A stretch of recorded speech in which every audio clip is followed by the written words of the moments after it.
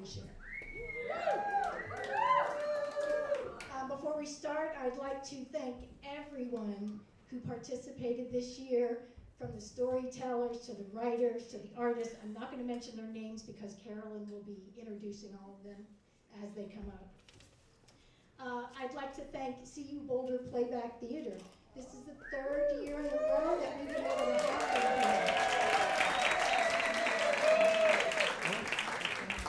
And besides this event tonight, we have kept them busy for the last 3 days. I'd also like to thank Jim Barnes for sound tech, John Hutchinson, and I'd like to thank Carolyn Ringo for emceeing tonight. This program was made possible in part from the Next 50 initiative and from the Arts and Society. And we have a grant from the Arts and Society that has actually enabled us to bring this StoryShare to 2 other Colorado communities.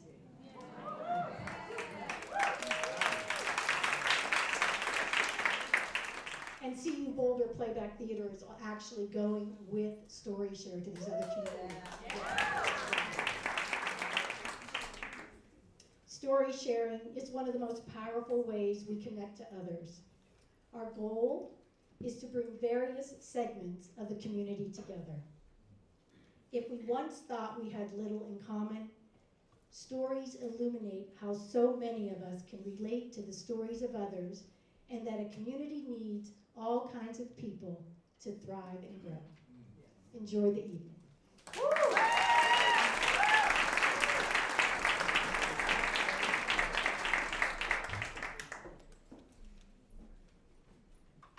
Hello. Hey. What could be more interesting? The personal stories from our valley, interpreted by local writers and musicians and artists. So I find that this place, I've been here 12 years, and it's getting more and more interesting all the time. I'm sure it's always been a great place to live, but when we have people who've been here a long time, who have shaped our valleys, and then we have a lot of newer creatives coming in, and the mix is just really exciting, making this a greater place to live all the time. And then, so tonight, what we're going to have, we have 4 different stories. You will hear recording, the people who, the original stories were recorded, and then there'll be a clip that you'll hear, and then there will be a local writer who will give their interpretation, and an artist will give their interpretation, and then Playback Theater will do theirs. So I think it's going to be a lot of fun. We have 4 stories, and after the first 2, we will take a break. And just so if you don't know, through those doors and back through the gallery are the bathrooms. So, I think we're ready to go. The first story, everyone has to eat. Here is a story of fruit growing through several generations. Steve Ela and Regan Choi of Ella Family Farms. Would you stand?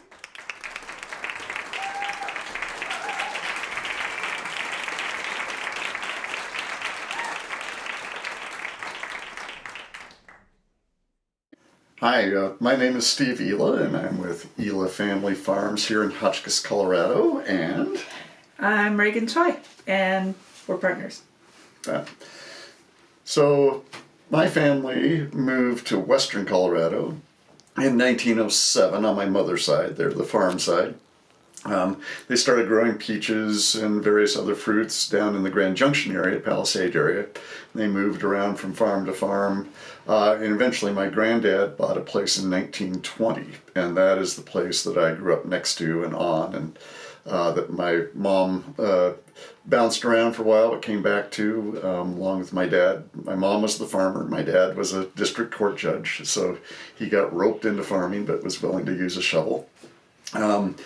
And we grew fruit down in the Grand Junction area until the city started to expand, and it kind of rolled out over the rural landscape and eventually over our farm. That farm is now houses. My brother still lives in my grandmother's house, but it's in the midst of a sea of houses. And as that was happening, we knew we weren't probably going to be able to continue to farm down there, so we knew the growers up here on Rogers Mesa. And in 1981, my uncle bought a piece of property up here that I helped work on. And then in 1987, we bought this farm that we're on currently. Interestingly, on my dad's side, my great-granddad came to Grand Junction, the Glade Park area in 1890 and took over a cattle operation up there. But that side of my family eventually moved down into town and were bankers and were less involved in the agricultural side except from the monetary standpoint. All I want to say is as you're talking about the changes in how the fruit gets to market, I really think you ought to throw in a little comment about the railroads. Yeah, so changes in the area. I mean, obviously, in 100 years, technology has changed a ton.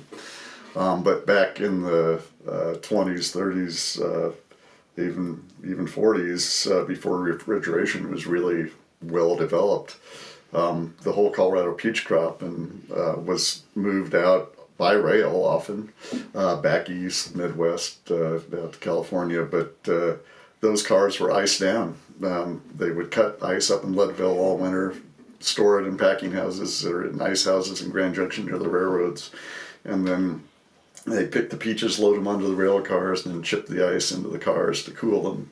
And they'd stop in Denver and re-ice them again before they went out to how they were marketed. So, and that all happened like in a 2-week period. It wasn't the extended season we see today.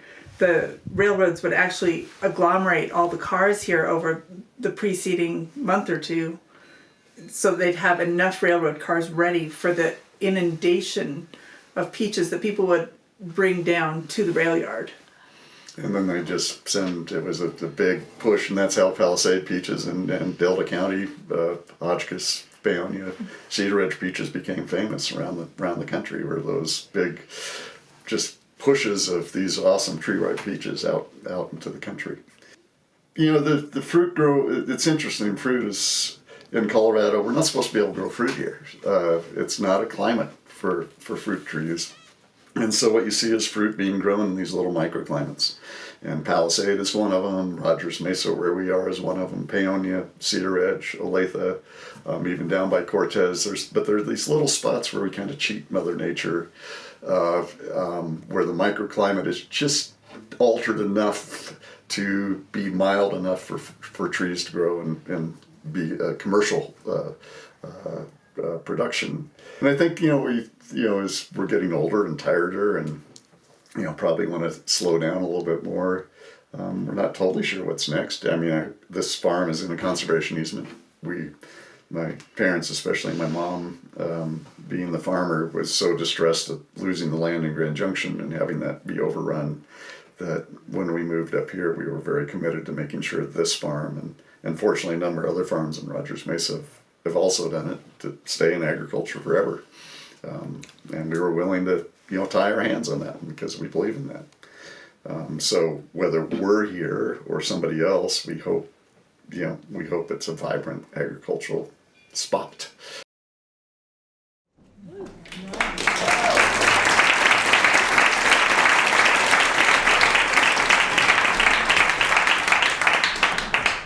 Our writer for this story is Michael Cooper, who serves as the Executive Artistic Director at the Paradise Theater. He's also producer, writer, composer, lyricist, and newly certified lamb midwife at the Living Farm.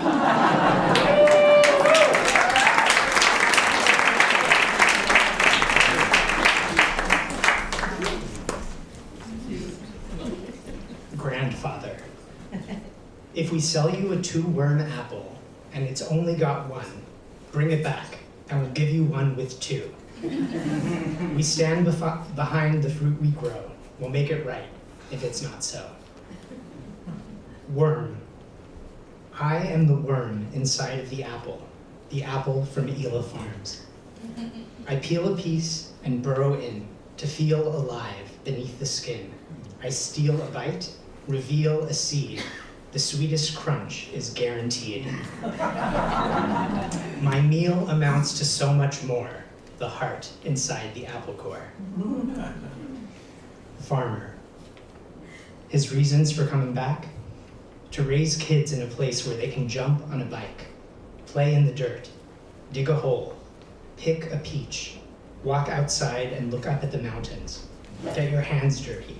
Feel things.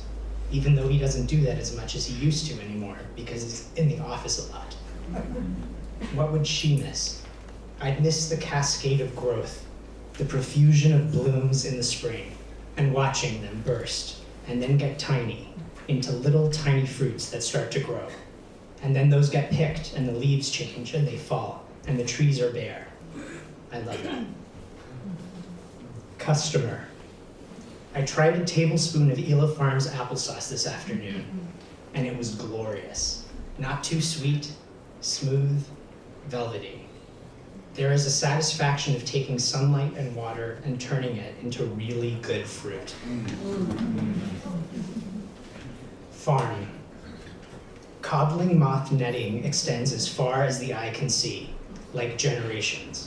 Long, long, long rows of trees, completely covered in continuous sheets, diaphanous ghosts scaring away the worms, so they can't get into the apples. Mother Nature is dynamic. Organic farming is dynamic. There is so much heart. Every morning, a meditation, a prayer. Thank you, Grandmother Bee. Thank you, Grandfather Sky. Glorious.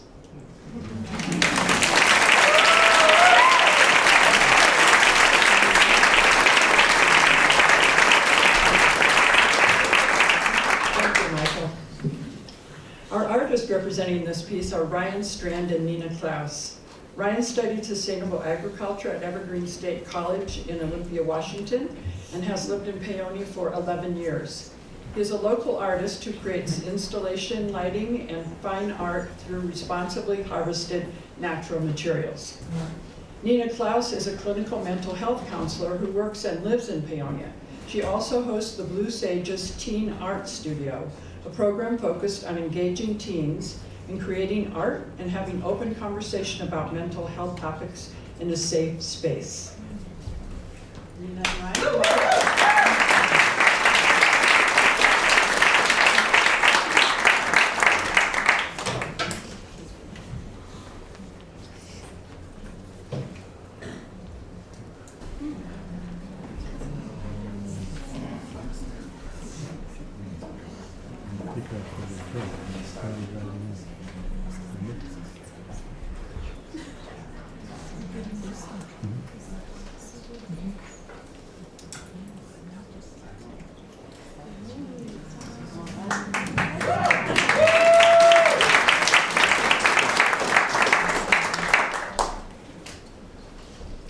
Well, thank you all for coming. This is lovely to see you all here.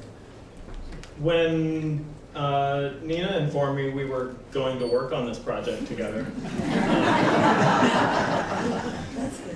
we listened to the story, and the first thing that came to mind was, for me, the idea of what it means to exist as a product of many generations, and what those generations did, and how that impacts who I am today, and what that brought on. And frankly, I don't know a lot of that story. I don't know what, beyond my grandparents, what had happened. And so for me, there's a lack of real, like, deep connection with place that I'm working to cultivate as I've been here in this space that's new to me and new to my family and my generations.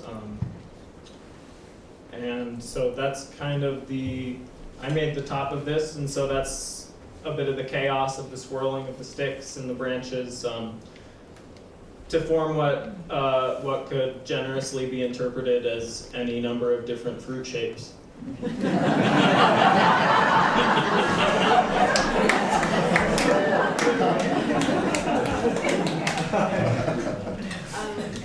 Your guys' story brought up a lot of conversation between us. Testing. It brought up a lot of conversation between us that was really good about just how connected we are with the land and not connected we are with the land anymore. So we use natural materials to kind of capture that idea of how do we get in touch with the land again.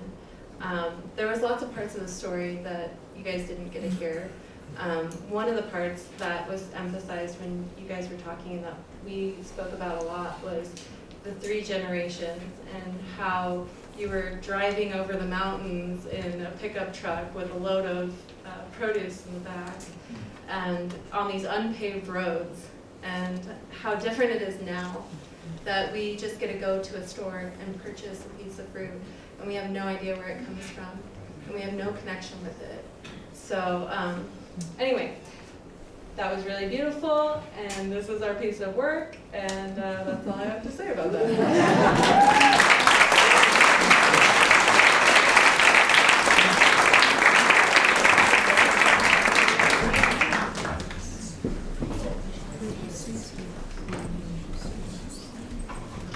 So, and now, creating community one story at a time, University of Colorado's Playback Theater Ensemble is based upon the idea that stories shape our lives.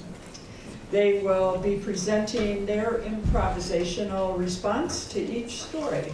So we welcome you.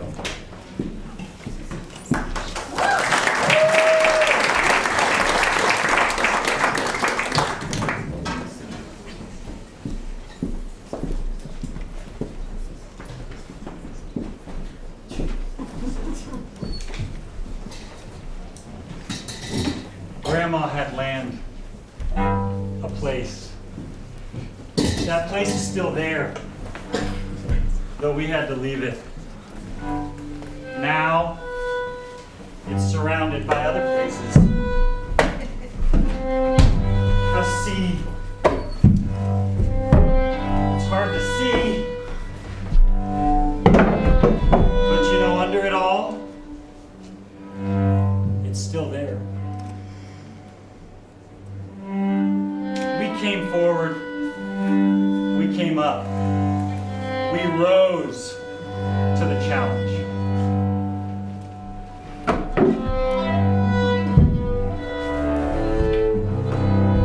We found some other land to clear, to settle in. Welcome, Grand Mesa. Hi, sorry my hands are a little dirty. So are mine. Nice to see you. Nice to feel you, friend. Absolutely. It's a good climate here in more ways than one.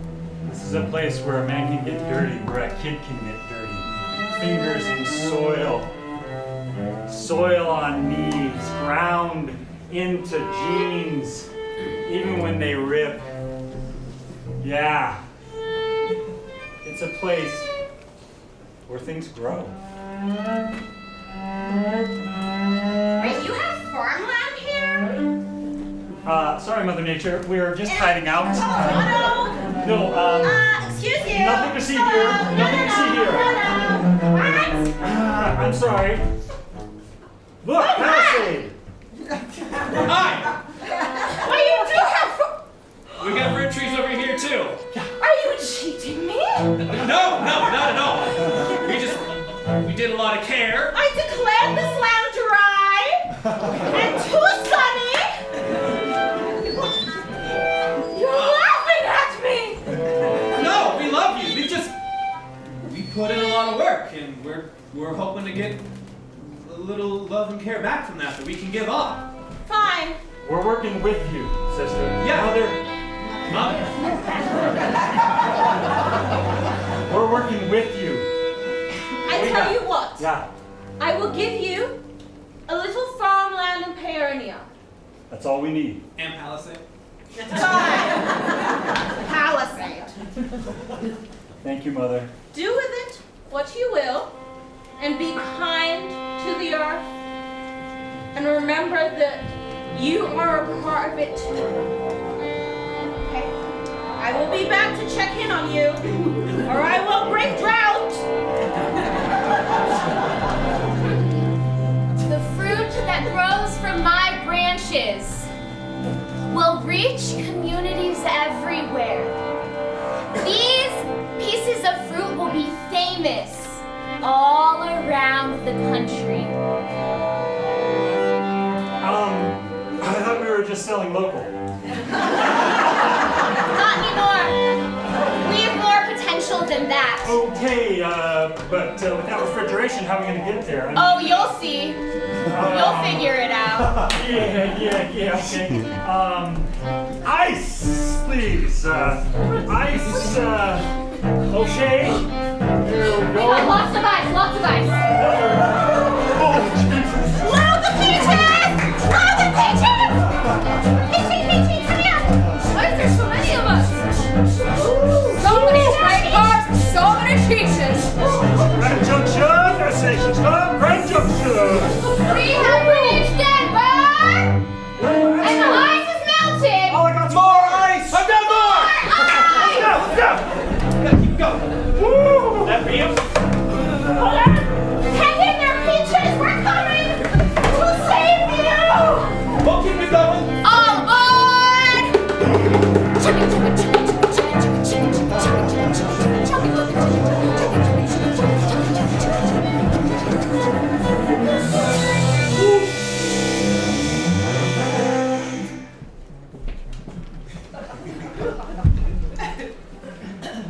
And what came out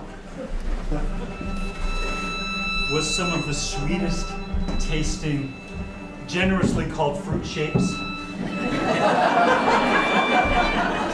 that you could ever want to eat.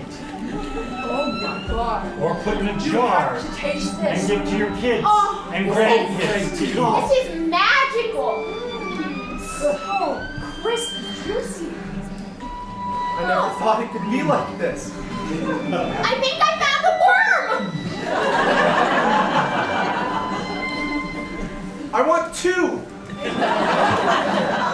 We can get you another one for sure. And so, we tied our hands. We said, this isn't just for us. For this time, we conquered place and distance. We're gonna conquer longevity and generations. So you're telling me all this for a peach? Why, only the best peach you've ever tasted. All right. What again? Let me just,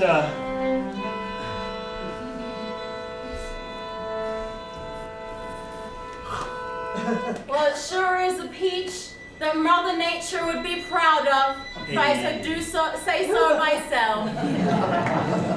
people need to eat. Thank you, Mother.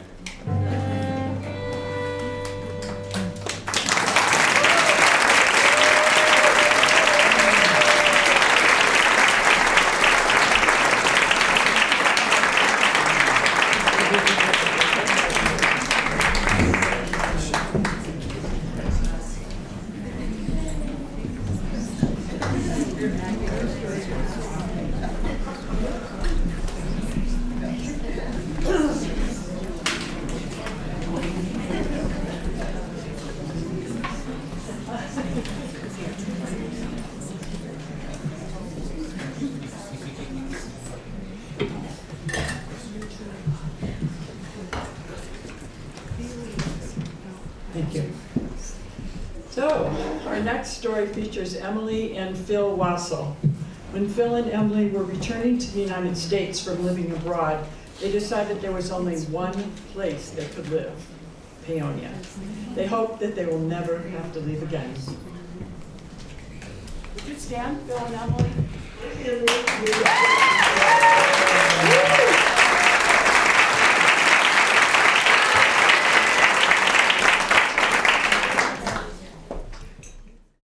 My family moved to the Crawford area in 1998.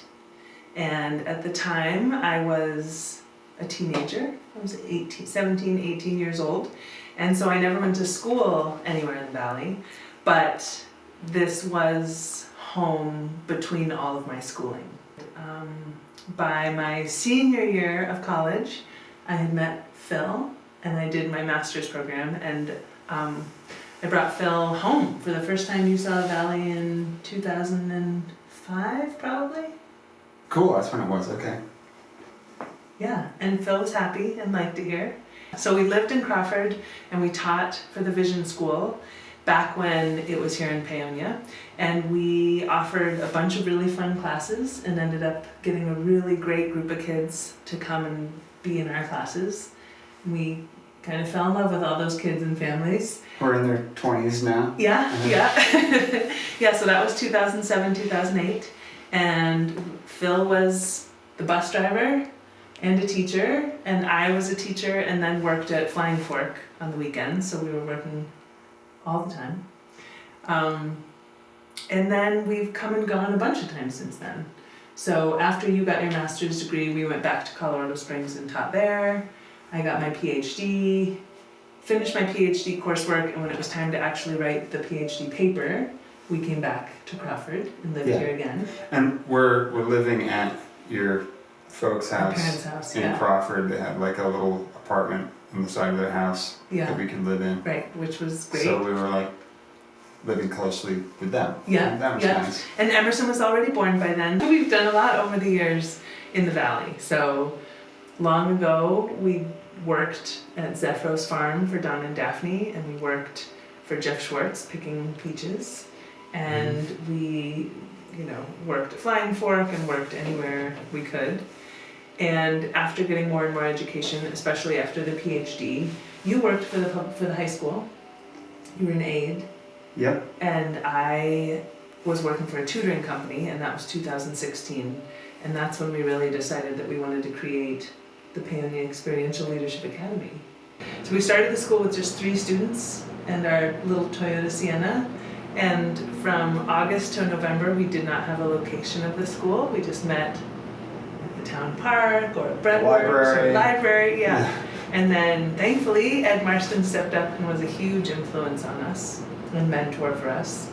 And He rented us a space in the Harvester building yeah, for a very reasonable price. yeah. And he just kind of, he said that we reminded him of him and Betsy when they just moved to town, and how they had this kind of like go get 'em attitude. We're gonna change the world and we're gonna change this place or that sort of thing. So it was, Yeah. he just had like some heartfelt connection. I don't know, it's definitely obvious in how he. Yeah, and we loved him. He was super helpful. We were super sad when he passed. As far as what changes we've seen, I think, it kind of bothers me when people talk about the good old days, because there was a time where, especially like that 2007, 2008, when, there was like drug houses and you'd find needles at the park and things were getting stolen out of cars, and so many houses were empty right after the coal mines closed, and it was not a thriving town. And, property values, I remember when I went to college, houses in Paonia were cheaper than a year of college. And my mom was like, "Are you sure you're going to college? You could get a house for 25 grand, 30 grand, pick up a house in Paonia." And so that's been a big change. Now I think some people kind of begrudge people who've moved here and made prices go up. But I really see the changes as so many properties are in such better states now than they were. That question, if we were to leave the area, what would we miss the most? We would miss the familiar faces, not just our friends, but all the folks we recognize here. We would miss going to buy pastries from Clemmy on Sunday morning and bumping into folks we know. And we'd miss the confidence we have in taking our eyes off our kids in the park when it's busy. We would miss the amazing landscape and calming silence of it. We would miss feeling like we're part of this community. And we would miss Pela, of course. We would miss our home. Yeah, I feel like I'm getting teary-eyed. Yeah, well, I think what's interesting is that for us, if you would have interviewed us in our 20s, we were ready to travel the world and never look back. Mm. And it wasn't until we did enough that we realized, Phil literally, when we were like, okay, anywhere in the world, where do you want to live? Phil was like, we can go anywhere, but if we're going to America, It can only be Paonia.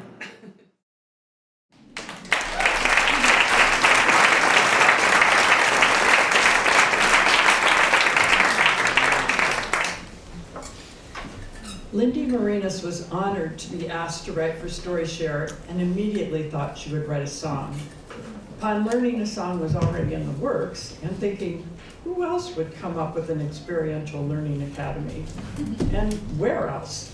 Lindy decided to play with the PELA, P-E-L-A acronym. But since, as we speak, she's living out her dream of spending a few months in Scotland, she asked her friend Diane Chevenet to read her play on words, as they have shared many walks on which they explored their way with words, and she appreciates Diane's love of improv. Diane?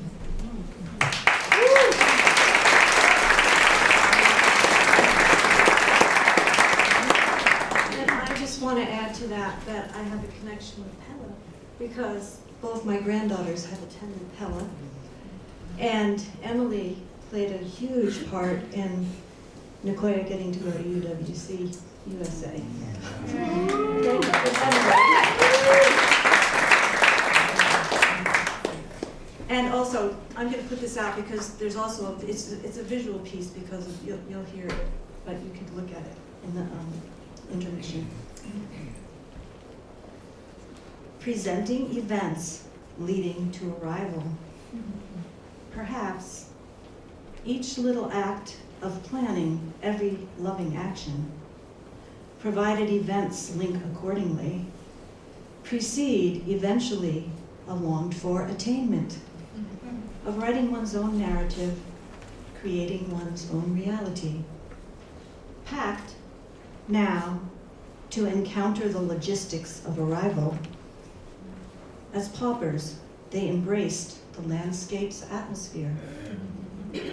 People eke out a living anywhere they can.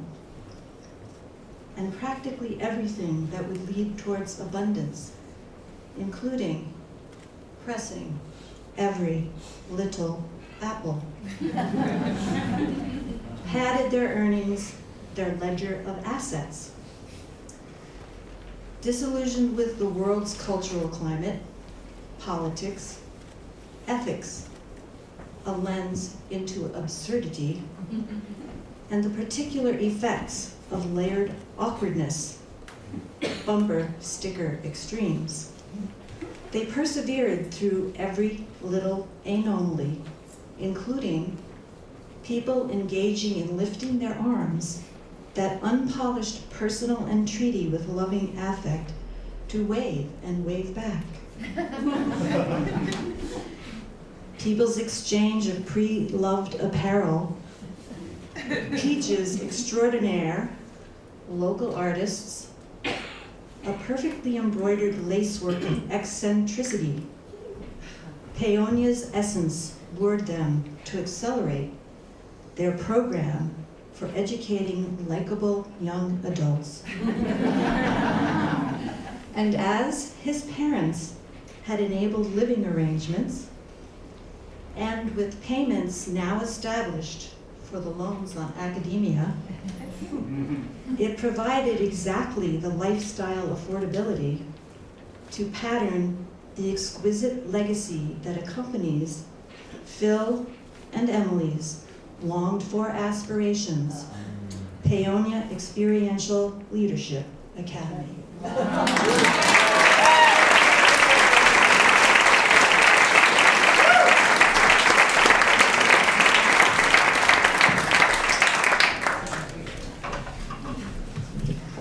Our artist for the Wassels is Kaden Tuzak, a 16-year-old artist in the North Fork Valley who has gone to school at the Paonia Experiential Leadership Academy and is now completing her 4th year with Emily and Phil. Throughout her time in the North Fork Valley, she has worked with a variety of media, including pottery, tattooing, acrylics, and murals.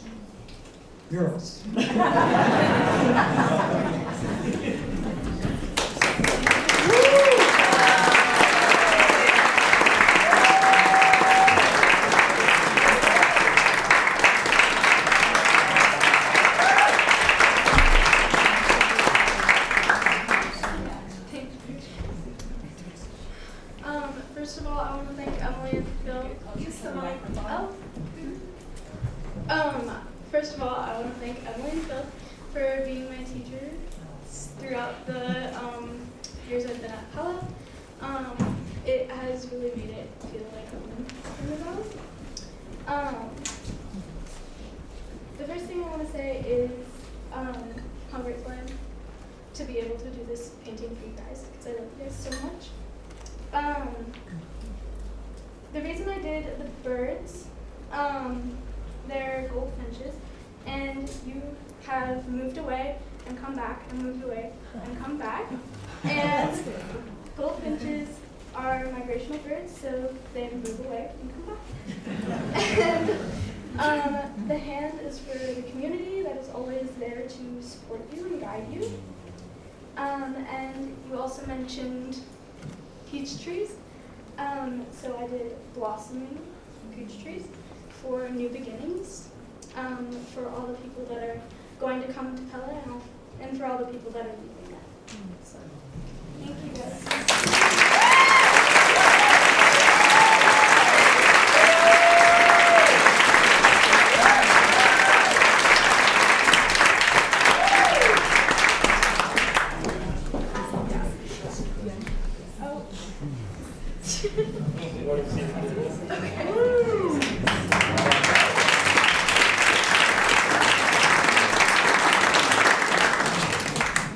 So after playback theater, we will take a short break.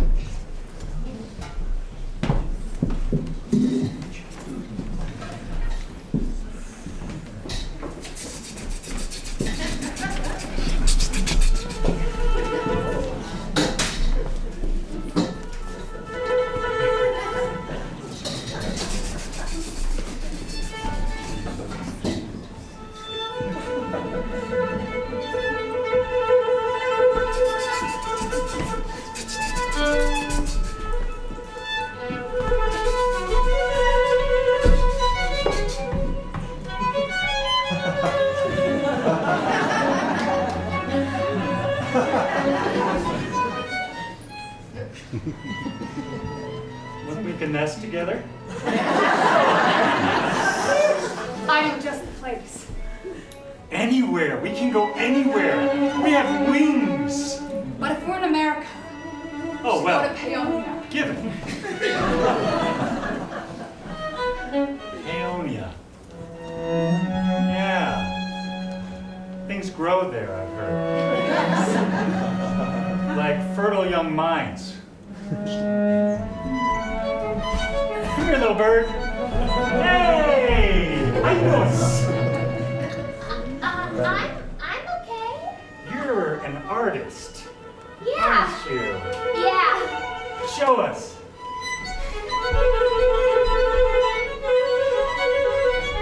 That's what I'm talking about.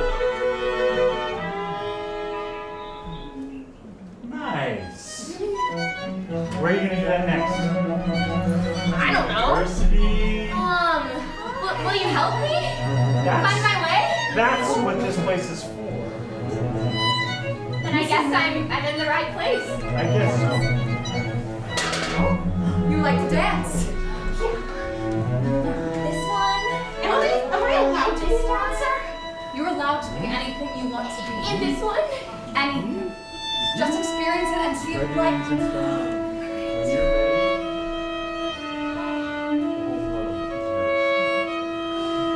I think I'm ready. Take it. We'll be here to support you when you make that next step. Okay. Thank you.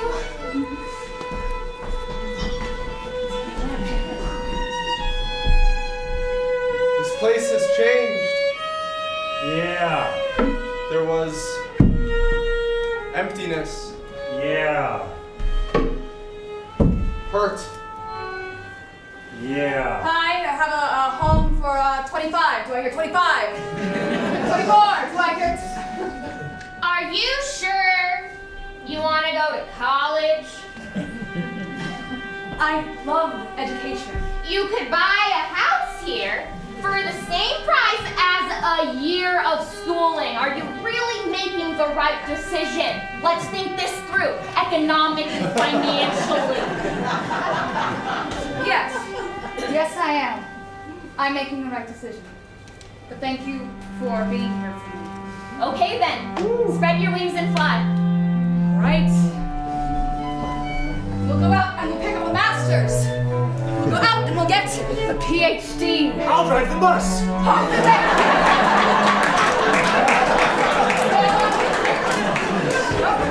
Turn around. You need to go to master's. Go to the master's. Okay.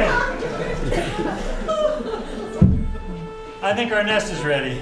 Yeah, I like this idea. Wow. Those empty houses. They're so well cared for. They're filling up, they're sprucing up, they're shaping up. I feel like I can let my kids play around the park. The park is one of the best parts of this. Hi, Mom and Dad. I'm gonna go out of your line of sight. Yeah, can I get over there? Thank you. It's all right, right? It's all right. Yeah. I see them. I'm Yeah. Happy. Y'all need to keep working. Those loans are not gonna pay themselves. You know Oh what? yeah. We could prepare a program for educating learned young adults. I like that. That has a certain ring to it. Perhaps elementary learning administration. No. Perpetually educating leaders and artists. Privately experiencing loss and ambition. No. Paonia, like this whole experience. We need leadership. Leadership like Ed gave us. We'll never forget that, by the way. We wouldn't have got started without you. I still feel you behind us, every step of the way. And I give this to you, the Paonia Experiential Leadership Academy.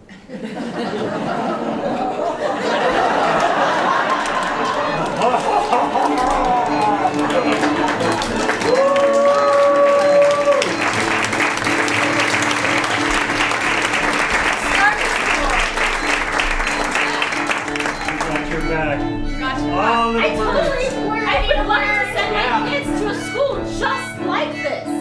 Yeah, well, lucky for you, you now can. Oh, look at that. Thanks, kids, little birds. Now we get to watch you fly.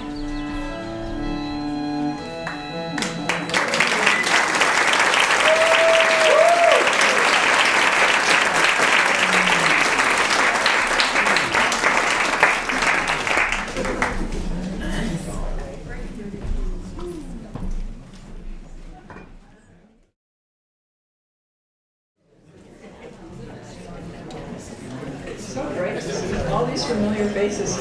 Last night I was at Louis and Helen Highwater and Today's were playing.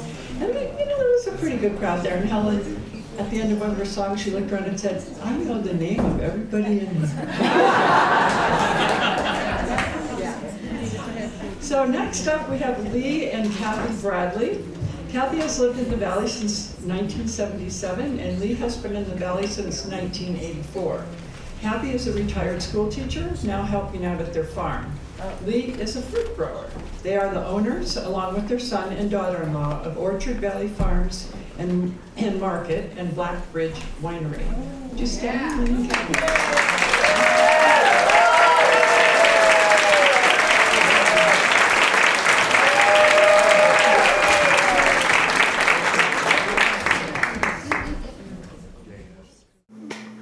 Well, I'm Kathy Bradley, and just give you a little bit of background on how I ended up. I'm Lee Bradley, and my wife Kathy.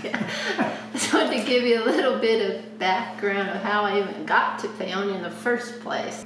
Our story begins in 1985.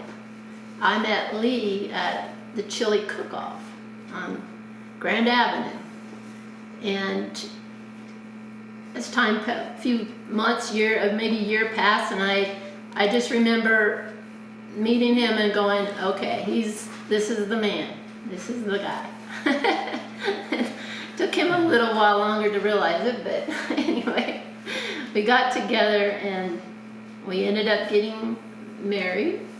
From that point on, I went back to CSU and got a master's degree in ag management. And the whole time I kind of wanted to get back over here because I kind of taken a liking to the valley. And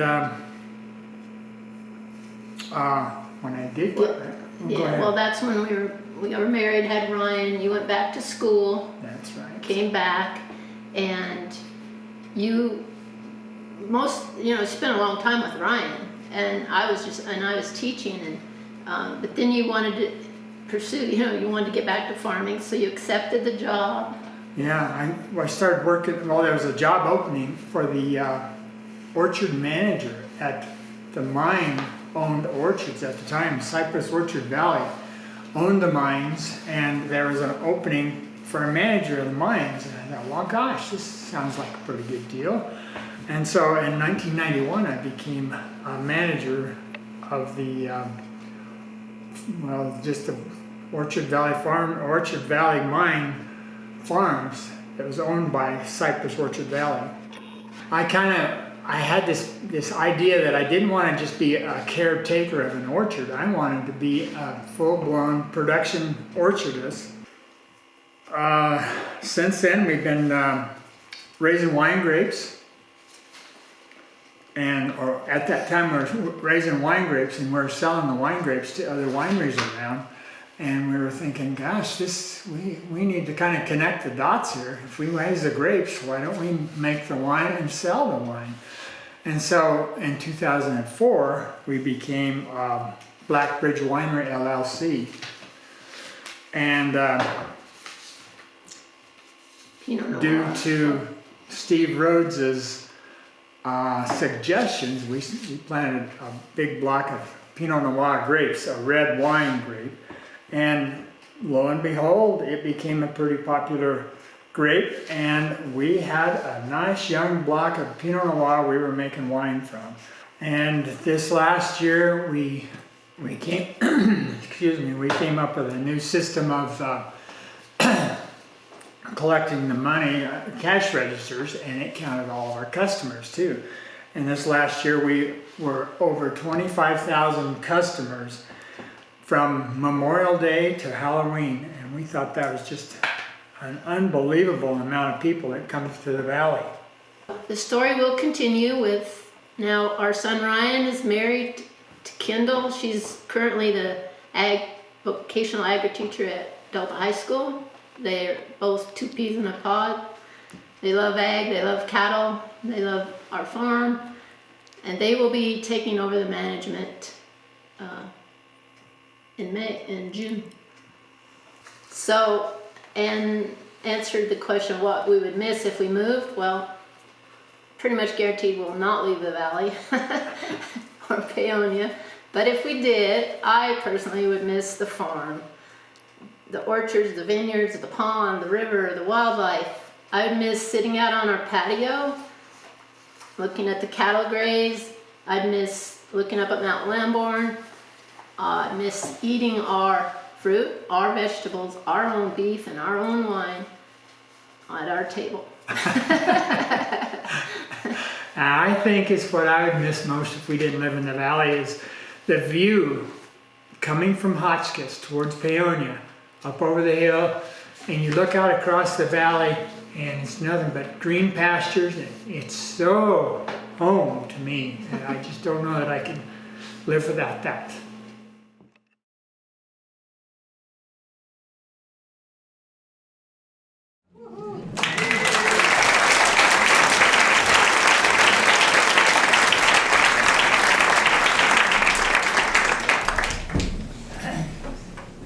Local singer-songwriter Jay Morley will be performing a song he wrote called Grow for Kathy and Lee Bradley of Blackbridge Winery.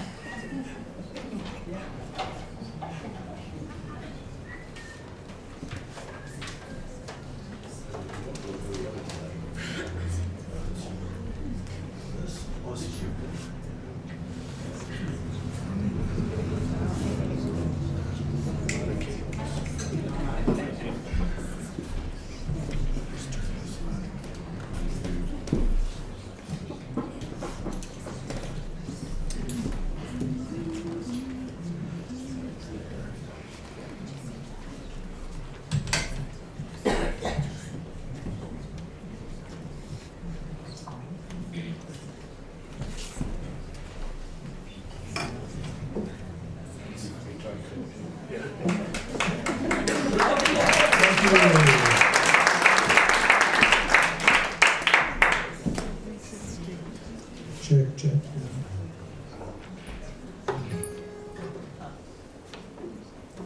A lot of cables and straps and accoutrements.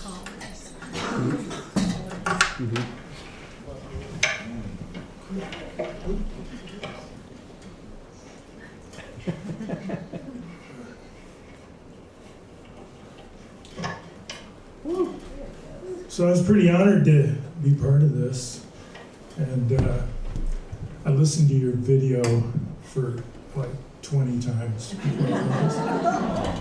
And I was struck by the farming aspect, the winery, the mines, all the different aspects of your story, and it's really a love story of the valley, of each other, of everything that's gone on in your life. So I wrote this song called Grow.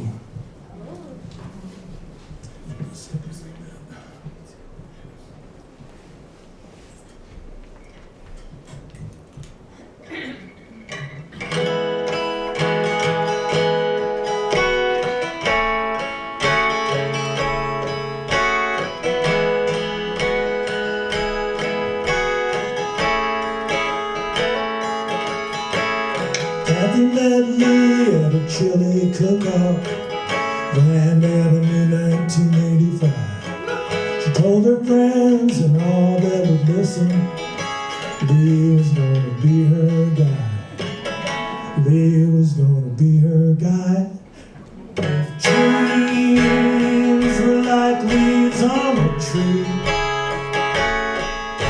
I'm sitting by a river to take you home. That's all two hearts would need to go,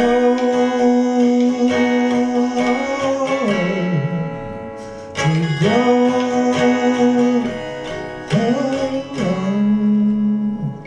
These love took a little time to ripen, eventually it came around. They got married in a little church, bought a little piece of ground, bought a little piece of ground. If dreams were like leaves on a tree, sitting by a river could take you home. That's all two hearts would need to go.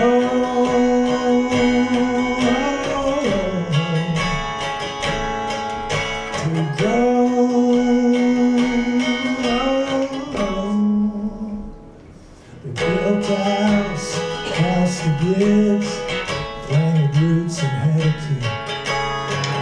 Grapes on the vine, cherries on the tree, storing up those memories, storing up those memories. Dreams were like leaves on a tree, and sitting by a river could take you home. All two hearts would need to go,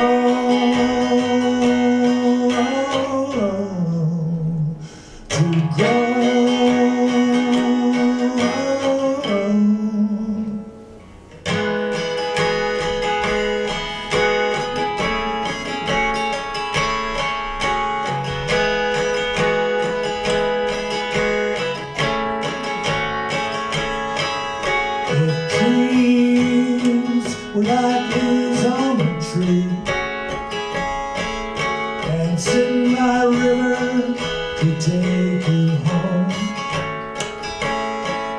That's all two hearts would need to grow, to grow.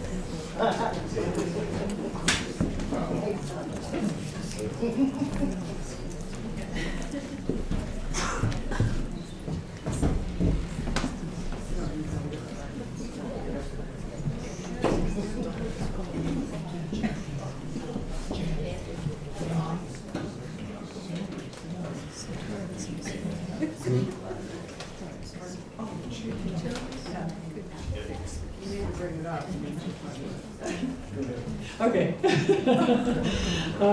Tara Miller has lived in the North Fork Valley since 1990. She is a gardener, a poet, and a potter. For this project, she stepped out of the ceramic medium and experimented with other media. Tara, you want to come up and talk about your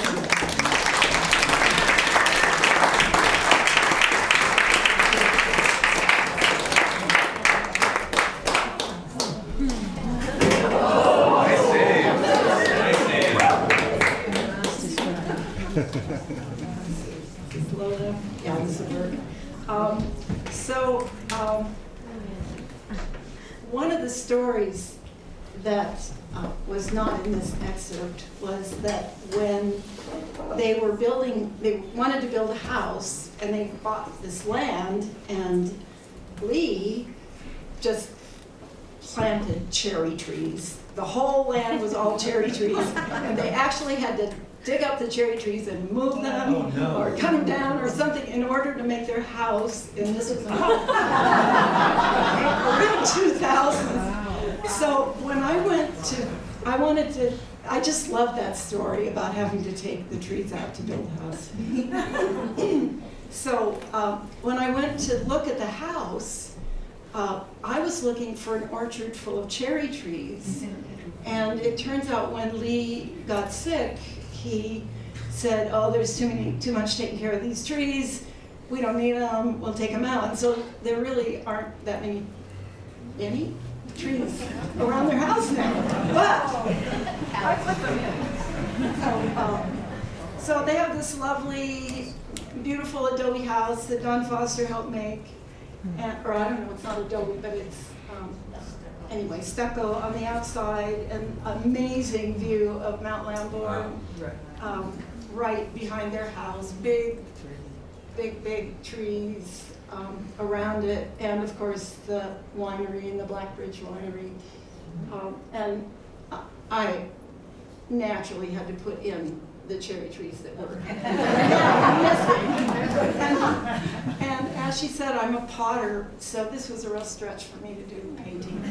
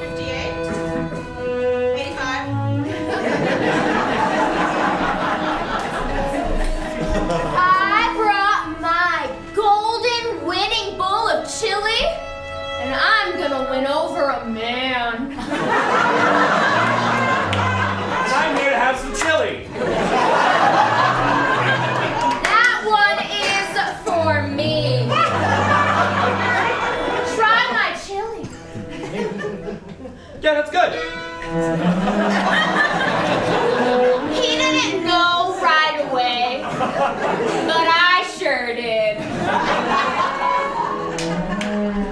Oh, now I get it! There you go. I get it! Good. And then we were married. Yes! Small church. And, you know, I had this crazy idea. Hear me out. I don't know about this one. Cherry trees. Cherry. Everywhere. Just everywhere. I think it's amazing. In fact, I've already planted them. See how great this is? There's so many trees, you can't even see a house. I love them, but Right? I think they might be too much of a hassle. What? I think it's time to tear them all down, honey. What?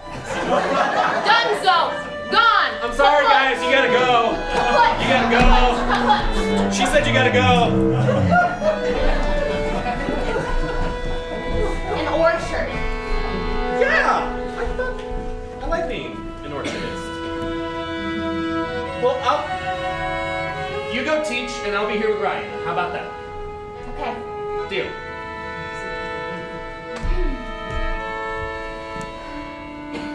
Okay. 3 times 3 is 9. 3 times 4 is 12. 3 times 5 is 15. So do you want to be managers of the orchard? Or to help with trees? Yeah. That would. Are you serious? Yes. I would love that. We see your passion for what you do.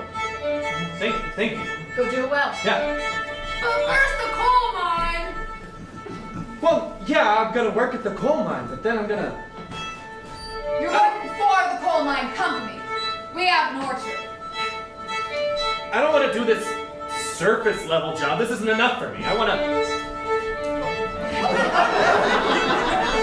make my own wine. This is what I want to be, not this. And that you will be. We will run this orchard and winery together.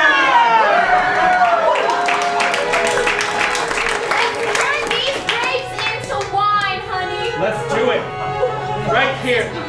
Right now.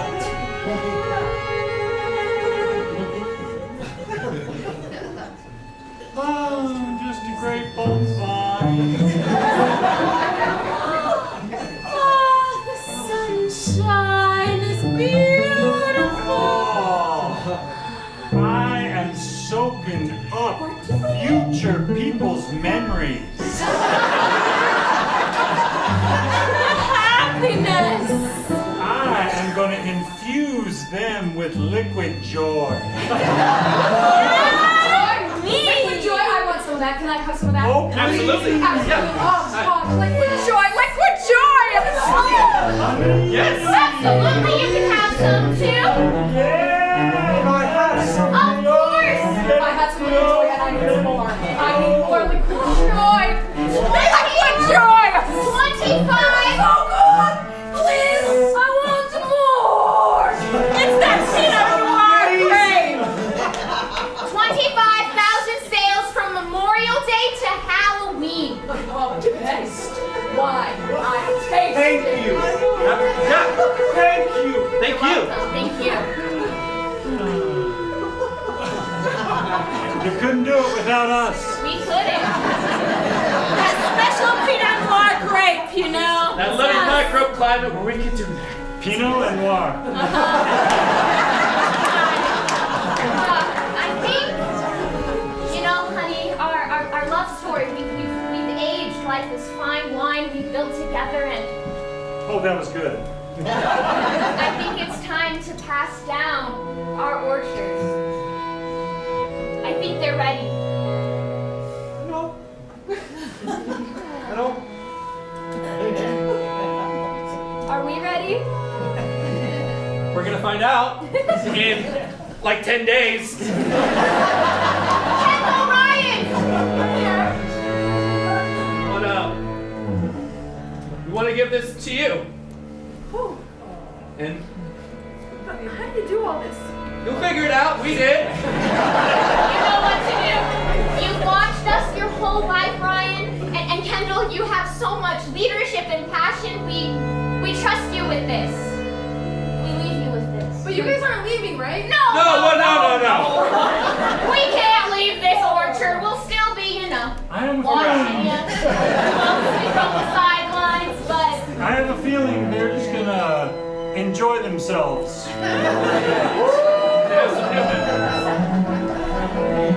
You treat us well.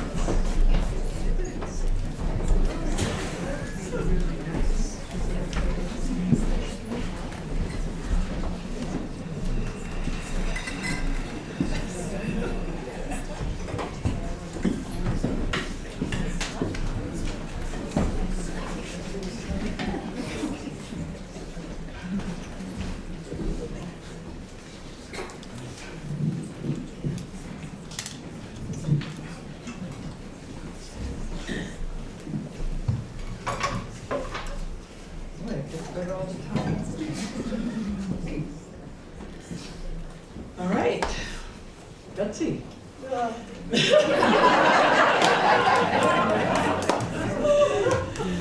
What was it like for New Yorker Betsy Marsden to move to Paonia with her family in 1975 and start a local newspaper? Betsy said, quote, "We walked into a culture war between new people labeled hippies and locals. What a learning curve."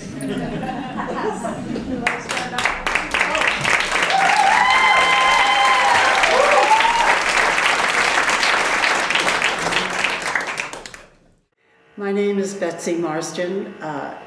I moved to Paonia with my husband Ed and two children, 4 years old and 2 years old, in the fall of 1974. And we came from the New York area because our lives had crashed. I was a public TV producer. My husband was an associate professor of physics. We commuted 2 different directions, and we had a housekeeper who was deported. And the whole very delicate structure of our lives fell apart. And I was kind of an oddball anyway, a working woman with these 2 little kids. And we decided to take a year off. And we knew the Paonia area because we built a cabin about an hour away, below Lost Lake, 9,600 feet of elevation, only a summer cabin. And we would come first to hike and then to get to know the area and then to build the cabin and come with the little kids. So it was a refuge in a way. And then when we took the year off, we had to look for a place to live. And as happens in the West, there was an energy boom, and we couldn't find a place to live. The cheapest place was Paonia, and we knew its lumberyard. That's it. So here we settle down, we read the local paper, and there's a big story about a sign at the local paper, a door, hippies stay out. And we said, where have we moved? What is this place? So we began going to meetings and talking to people. And before you knew it, Ed and I talked and we said, let's start a local paper. What my family has done in the years since is go on to found another paper, this one a regional one called Western Colorado Report. And then in 1983, High Country News in Wyoming, which was a nonprofit, their whole staff quit. They were broke. They needed a new staff. We said, we're not going to Wyoming, you come to us. We folded in our little paper with that little paper, which had a smaller circulation than the paper we had just sold. So in '83, we had to restart a regional paper with a great reputation but broke. And there were lots of Sturm und Drang associated with that. But we got to know a wider West. We kind of learned from the ground up. Now I'm a widow, and I don't want to talk about being a widow. Yeah, I have no partner. It's very sad. But I now, with my son, have a new job, which is running an opinion service, Writers on the Range. And it's doing really well. So I'm still in journalism after all these years. How do I stay here? The big change for me was not being a successful working woman. I come to Paonia and I'm identified as a hippie. And I was insulted. I thought, this is really obnoxious. The other thing was, journalism was not understood. I covered Hotchkiss Council, Ed did Paonia, and one time early on, one of the councilmen said, "Are you writing down everything I say?" And I said, well, I'm a journalist. I'm going to do a story about this meeting. And he said, oh no. Like all of a sudden he'd been exposed. So the journalism that we eventually drove out 3 little tiny paper, including the one who had the hippie sign on his door. They weren't journalists. They even ran stories that said, please post.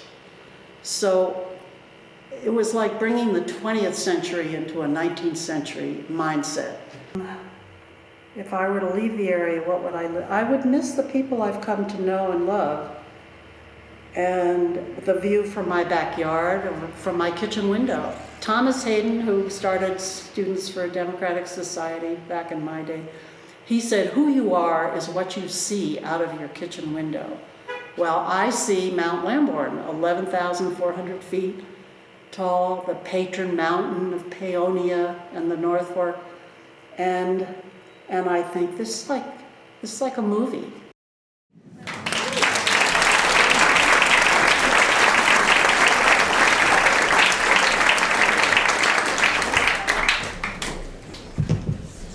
Our writer for this story is Tracy Einat, who grew up in Madison, Wisconsin, and has spent most of her adult life living in the North Fork Valley. She's a lifelong writer, storyteller, and artist, and is thrilled to be part of an event that brings these 3 elements together.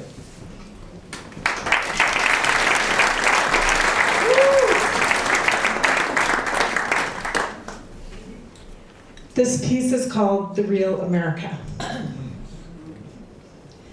The Real America is a trivial event that changes the course of your life. It is an unexpected gift that confounds the mind, where your neighbors are sometimes more brutal than kind. The Real America is a working mother, a crusader who nurtures young talent into something worth recognizing, where the cracks in our walls are sometimes mended with plywood, and people are very often misunderstood.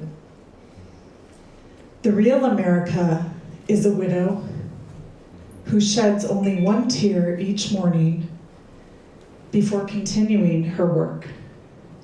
Not because she has to, but because it is a refuge, where sometimes there is only one thing left in the world that really makes sense anymore. The Real America is a journalist taking notes and making powerful people feel uncomfortable. Where a deepening curiosity grows to expose things that before existed only in silence. The real America is old people smoking weed to sleep better after finally discovering that weed is not just for slackers and hippies. Where there is an ingrained opposition to everything that is the federal government. The real America, it's opportunity. Taking something broken and fixing it, watching it grow, where small things can become larger than life.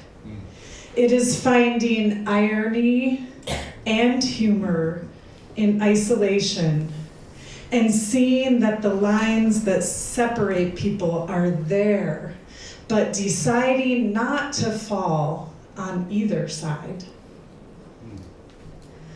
The real America is the ashes of fathers and husbands spread across the mountains where the landscape becomes the people and the people become the stories. The real America destroys us, unabashedly delivering indescribable losses at our doorstep, then giving us a look that says, get over it. The real America is a divide, the new and the old, the wealthy and the poor, the left and the right. All of the people who do not feel the same as you do.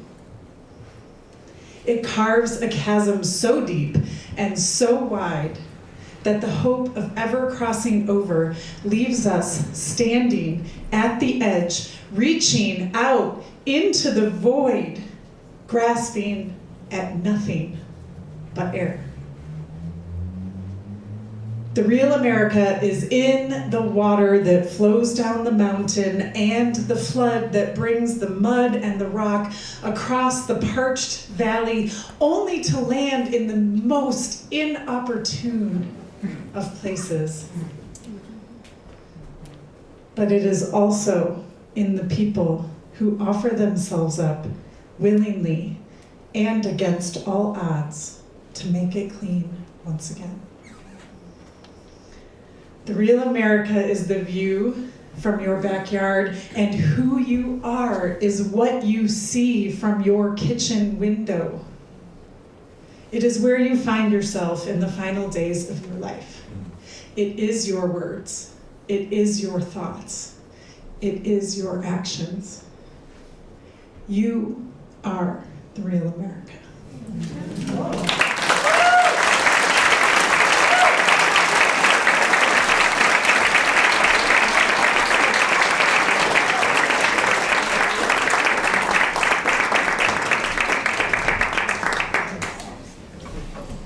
For this story, we have a student writer, Sonora Chisholm. She is a reading, running, and biking fanatic and loves to get lost in the pages of good books.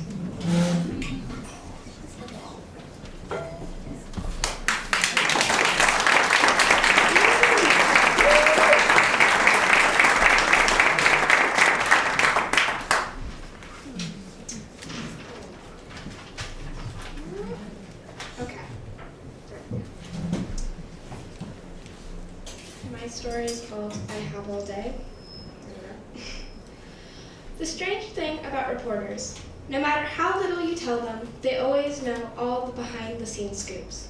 Like today, when two younger people walked into Andre Leonov's bookshop. Andre Leonov was an older man with wiry gray hair and large glasses. He didn't tend to like social interactions or people. He was usually seen wearing a large flannel shirt and gray slacks, and today was no exception. In his shop, the shelves were packed tightly together and the books have been crammed onto every surface. There are no stacks of random literature items adorning the floor, nor were there newspaper clippings scattered about the shop, yet it still had that disorganized feeling about it. As for the two young reporters, they appeared to be in their early 30s. The guy was wearing a buttoned-up dress shirt and clean jeans. The woman's straight hair fell around her face and her purple blazer was unzipped, showing underneath a white blouse. They were both also sporting glasses. Andre, who was currently pushing his round-rimmed spectacles up his nose while stacking books, was sitting at the back counter, stacks of papers rising high on either side of him. "Excuse me, Mr. Leonov?" The woman cleared her throat and pulled a small notepad out of her jacket pocket. "We are journalists and writers for the North Fork Times and would like to interview you about your shop." At the same time she said this, the stack of papers to Andre's left fell into a sweeping, spluttered mess. "Ah, yes, interviews. Right." Andre nodded. "I have all day. Go ahead." He reached out a hand to collect the papers, sweeping them together in one delicate move. "All right," the man said as he came up behind the woman. They both had East Coast accents. "I'm Ed, and this is Betsy. Why don't you tell us the basics?" "I'm Andre Leonov. I'm 67, and I've lived here since before any of you were born," he said, once again pushing his spectacles up the bridge of his nose. "I opened the shop when I was 31, having been fired from the mines and in love with literature." "What's your favorite book or newspaper?" the woman, Betsy, asked, jotting down in her notebook. "I don't have a favorite, but I think that some of the old classics are high-ranking." "What do you do in your spare time?" the man, Ed, interrogated, flipping to a new page in his notebook. Andre waved his head around the store. "I read, I organize, I write." "Anything else you'd like to contribute?" Betsy tucked a loose hair behind her ears as he said this, making her do tidy yet disorganized, like the shop itself. "I have all day. Come by. It gets lonely with only the paper and the characters for company." "Thank you," Ed said, flipping his notebook shut. The two reporters were obviously becoming annoyed about Andre's ignorant tone. He nodded at the bookseller before turning slowly in a circle and headed out the door, the bell tinkling above it. "Thanks again," Betsy said, and also closed her book, before turning and heading out the door. "I have all day," Andre whispered. A few days later, the bell once again rang above the door. Mr. Leonov peeked up from behind his stacks of papers, pushing up his glasses on the bridge of his nose. He focused on the small girl that had just entered his shop.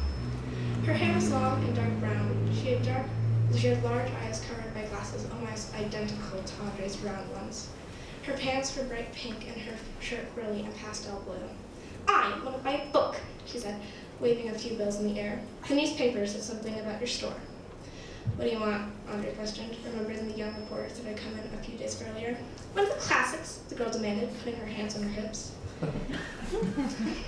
"Where should we start?" Leonov asked, motioning to the store. "This is a library of classics." "I don't know, but I do have all day," the girl said, pushing up her glasses. Leonov smiled. He liked it.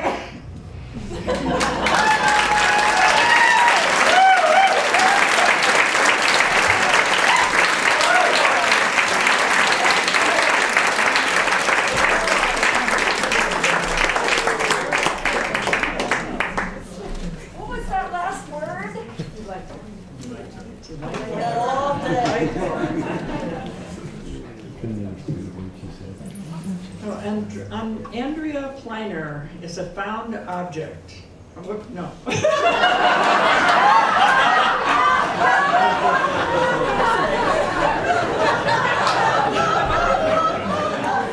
Andrea Pleiner is a found object relief sculptor. Please enjoy this haiku that describes her work. You have to read the haiku. The haiku? There's a haiku. That's what she wrote.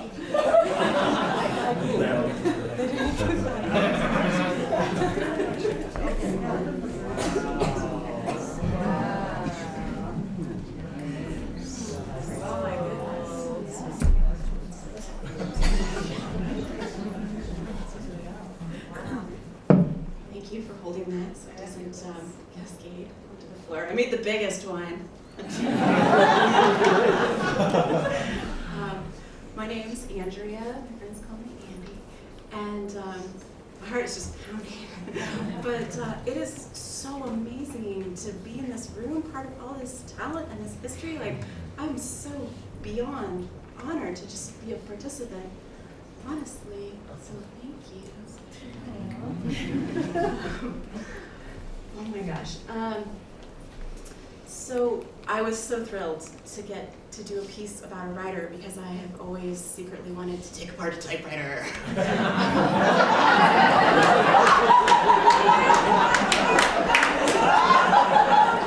It's pretty much much like you'd think it is. There's like a million little tiny pieces, and they're connected in mysterious ways, and you have to wrench on it, and then eventually find there's a pin that frees everything without you having to bang. But so I'm a relief sculptor, which means that I make sculpture that protrudes from a flat plane. And I, after having watched Betsy's video a few times, just decided that I had to meet her, so I invented an excuse that I needed some newspaper, and hopefully she had some. And she was kind enough to invite me over and give me extra papers that she had lying around, and we had tea, and she gave me M&Ms. About halfway through, I was like, had all these questions, I was like, really prepared. I was like, oh, I'm gonna find out about this reporter, I'm gonna get to the bottom of things. And she just went up to me immediately by starting to write down things that I said. It just makes a person feel really special and also like really strange. I just was like, I should say some of my stuff. Like, I met my boyfriend at the hardware store. So I made this piece for this woman who loves words, and so the tree is made out of the typewriter, and the leaves on the tree are the paper that she was kind enough to give me a story about her and Ed and their life and their legacy here. And I was so inspired by her curiosity and her tenacity, just this zest for finding out, this desire to know, and how every little tiny thing has a story. And so I filled my art with tiny things, with intricate and hidden stories, because I knew with her curiosity that would be part of what was real. And so in this world, built up stories, I have Lamborn, which you can see from her window, and I took that picture from her window. And I work a lot with animal imagery, so I was touched by the idea of the crow, which is like such a curious finder of treasure and what treasures were available. And of all this treasure, of all this mountain of treasure that this crow has accumulated, underneath its wing is a picture of Betsy and Ed. Your turn this way, John. Open the birdie. Thank you so much. Thank you.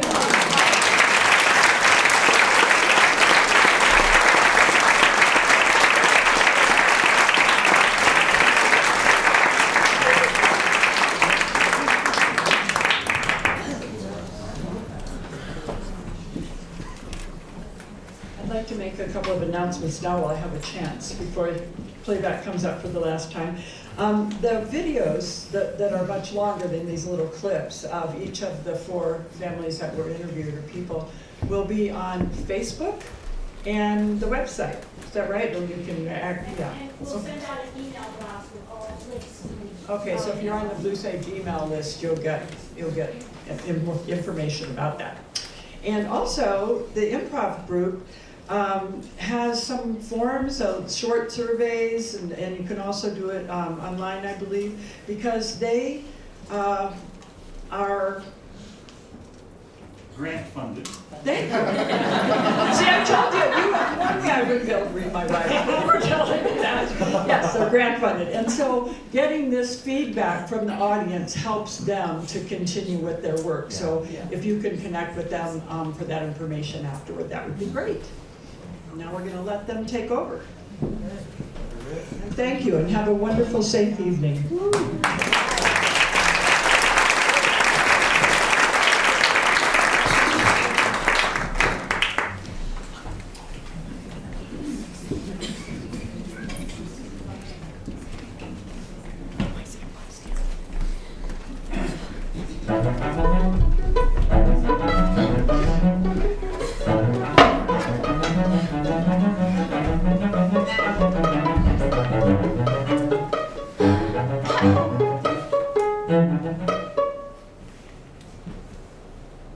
Hi, I'm Betsy.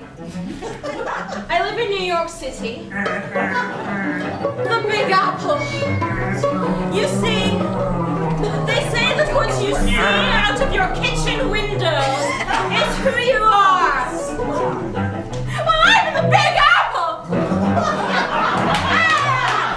Clearly, the best city in the world. Is there anything else that can compare? I think not. I'm a journalist, you see, so everything that I say must be written on this paper, and I see a bustling city. I'm pretty hardworking. I see a lot of grit in front of me in this city, so that's what I am. And I guess I see a concrete jungle. Well, I don't know what that says about me. Hi, Mom. Hello. Have a good day at work. Thank Hello? you. Anybody? Hey, guys. Hi. I'm here. I know you guys are busy. I'm gonna take care of your kids. Thank you. Clean your home. You know, I can't be a working woman today with a child without your help as a housekeeper. What a working woman she is. Mommy's great. I have some news to tell you guys. You know, it's an evil world, and not everybody has the kind of hearts that you do. Not everybody is willing to see me for who I am. Not everybody is willing to open up their home like you guys have to me. Sit down. I'm afraid she can't stay. What do you mean she can't stay? I'm afraid she can't stay.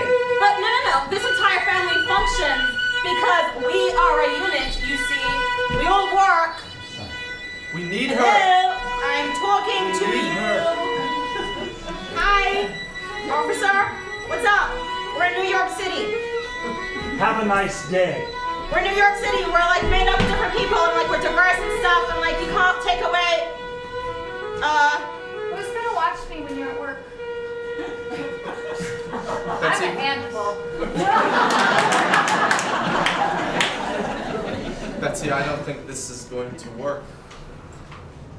What are we gonna do? We're cheap over here in Paonia. In a respectful way. Let's take a break. Take a year. Go to the mountains. We'll figure it out. And leave the city? Leave my job? Leave everything that we know behind? We can do it. We'll do it together. All right. I guess we've always loved Paonia. It's been charming in its own little way.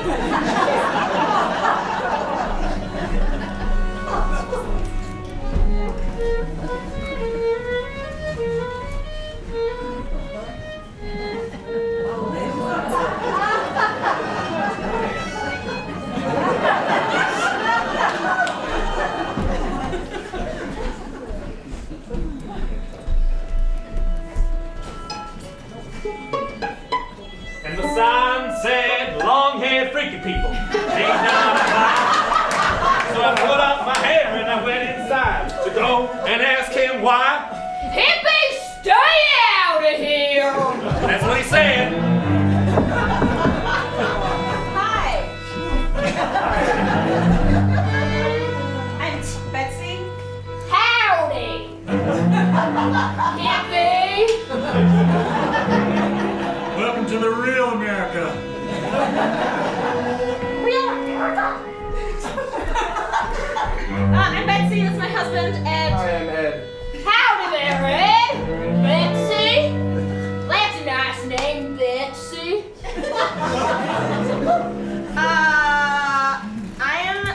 I don't know what this is. This here is Paonia. Great. Anyways, I'm not a hippie. Sure you're not. Is everyone from New York a hippie? Yes. Well, I'm a journalist, and I take my work very seriously, so this is what I'm going to be doing. All right, In house meeting. Are you writing down everything we're saying here? All right. Can we call to order? Who's that person with the notebook? That makes me feel a little special. I think she's a scared. She's a hippie spy. No. A hippie spy. No, I am not a hippie spy, sir. Sirs. I'm a journalist.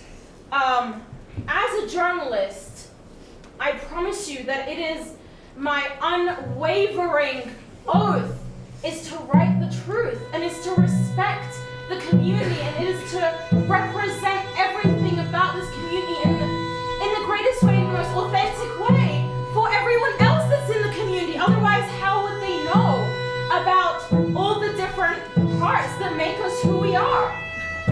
I don't know if I feel comfortable with speaking truth to power. But I'm gonna go. I'm gonna go too. I don't think they know what journalism is. We'll teach them. What's the story? I don't think they have it. What's the story? What's your story? Can I get your story? All we need to do is tell their story. Can I hear that? What's your name? Thank you. What's your story? Do you have a story? I got a story here. You got a story? Story. Please post it. Thank you. Here, I collected some notes for you. People who see, witnessed. Thank you. Thank you. Betsy, we can build something. We can do something here. You really can. There is potential here, and these people deserve to have their stories told, and they deserve to hear the truth, and they deserve to make their own opinions based off of the facts. And we can give that to them. And I love that you are my partner in this.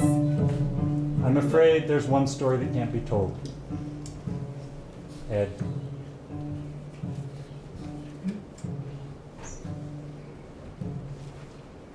Nelson Veda.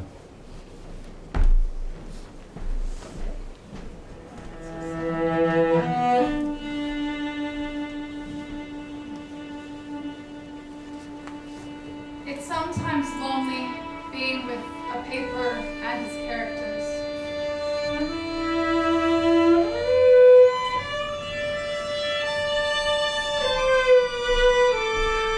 Hey, Mom. Just one tear. I have a new job. We can work on together. You and me.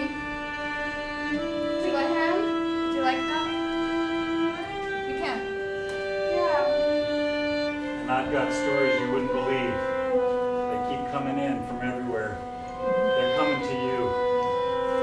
They're coming out of you. They're asking for it. I think Ed would be really proud of us. He definitely would be. He is. Tell their stories, Betsy. We're gonna tell their stories together.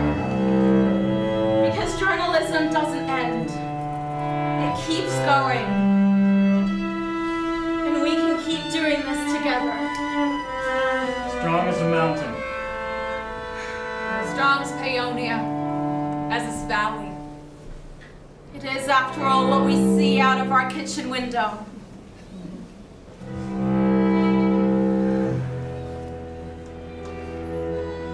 The land makes the people, and the people make the stories. And then the people go back to the land. It's the biggest story of all.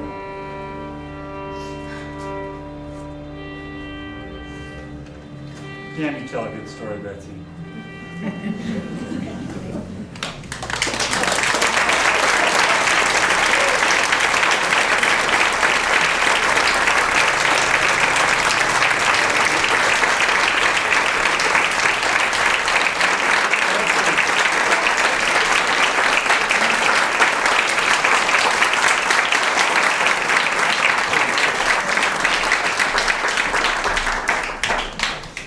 Just a little side note.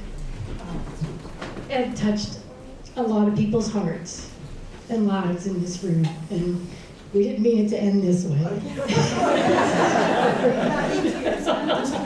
But you know, when Emily and Phil told their story, And it was like Ed was a big part of their story, and Ed was a big part of my story. So it was like, oh my goodness, okay. And then, what can I say? We have an ending. Oh, okay. Is that all right? Yeah. Go for it.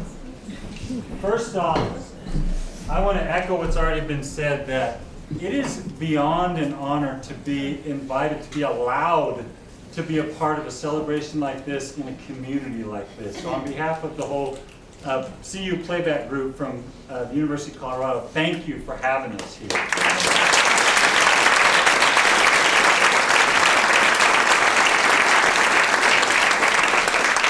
Second, it would never happen without Deborah Musicar.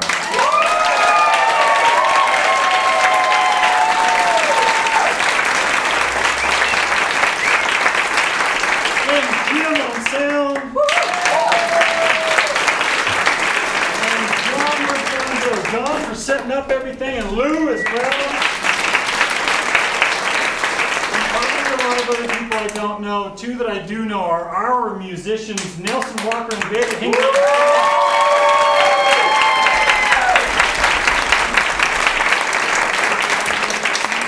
Everyone has the stories that the community members have shared have been phenomenal. The writers, right? The talent in here, the young writer, the young artist, the visual artist. I'm blown away. We would like to offer in closing one final embodied musical offering to play back for all of you what else is in the room. As a result of what we've had experienced tonight here together, what are some of the things you're feeling? Just go ahead and shout them out, a few words here and there. Connection. Connection. Gratitude. Gratitude. Community. Community. Emotion. Love. Sorry? Emotion. Emotion. History. History. Love. Relief. Relief. Belonging. Belonging. Life. Patriotism. Life. Paonia. Paonia. Lucky. Fruit. Lucky. Fruit. Abundance. Abundance. Place. Place. Hippie. Hippies forever.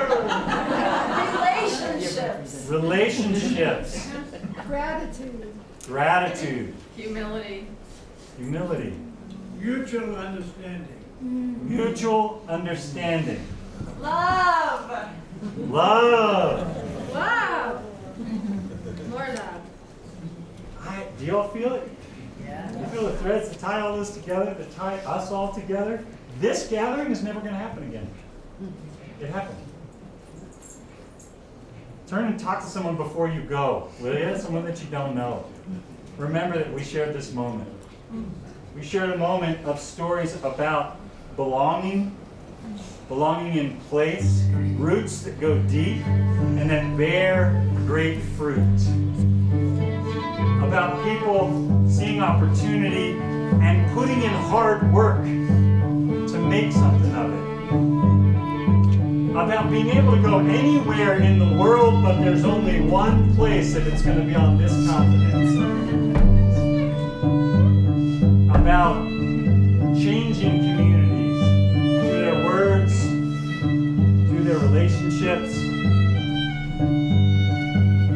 through their wine.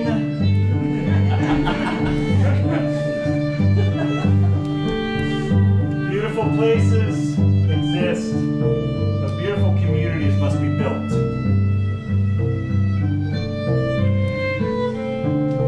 Cheers for those who came before us and those who will come after us.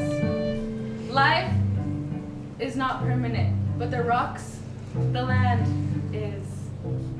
The land shapes the people, and the people shape the stories. We are our stories. Thank the mountain you live in Paonia.